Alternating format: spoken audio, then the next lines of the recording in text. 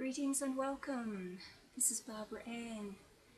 Well, another 6 or 7 months on from being on a vegetarian after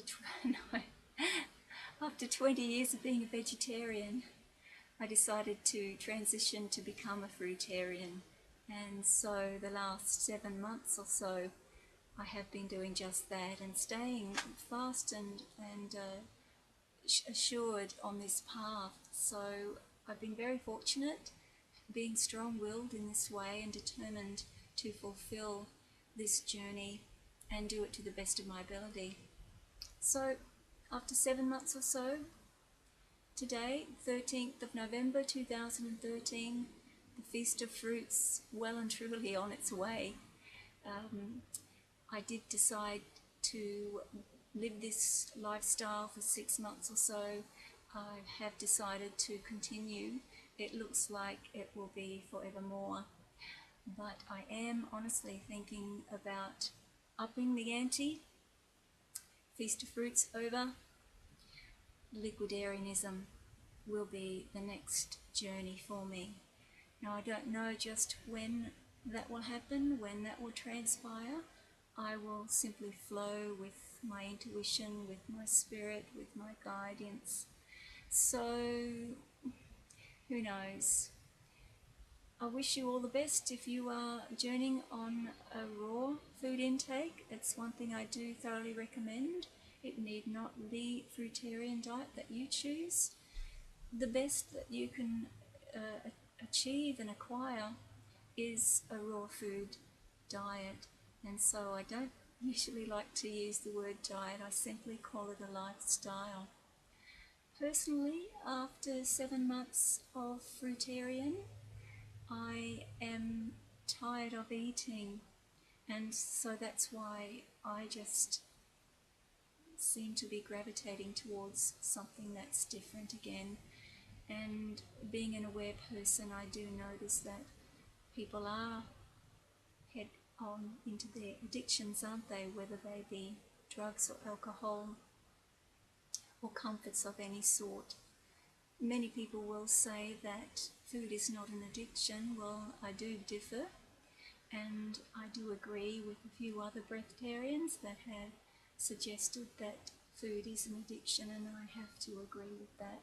So I don't want to be addicted to anything or anyone, anybody, or have any comforts that are addictive. Now, that doesn't mean that some comforts aren't beneficial. Certainly they are. The comfort of loved ones, having beautiful people about you, loving other people and caring for others in the community is something that we all aspire to do every day.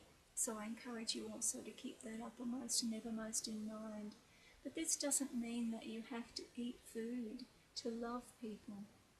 You simply share your essence and your presence and your healing by being in their presence without food is quite doable.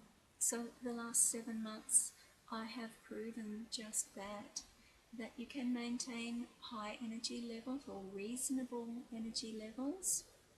It does take at least 6 months to have the body become acclimatized to it.